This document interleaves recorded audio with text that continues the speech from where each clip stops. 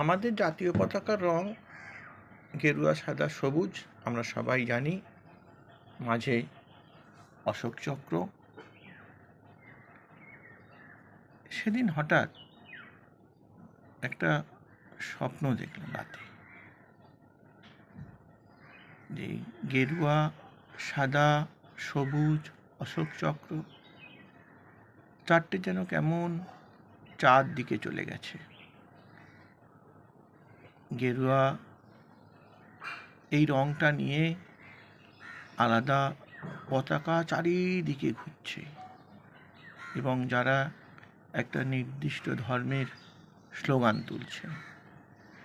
ঠিক একই রকমভাবে সবুজ রংটা নিয়েও দেখছি আরও একদল মাতামাতি করছে, ঠিক এদের বিপরীত কথা বলছে। মাঝে দাঁড়িয়ে যারা, তারা ধর্ম ছাড়া রাজনীতি করছে, তারা নাকি নাস্তিকের দলে। আর ওদিকে ওই অশোক চক্র,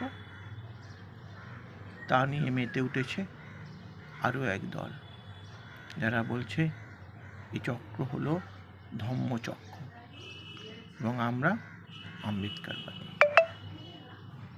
বুঝে দেখো, আগে ভারতবর্ষে চতুর্বর্ণ ছিল, এখনো চতুর্দলে বিভক্ত হয়ে গেছে।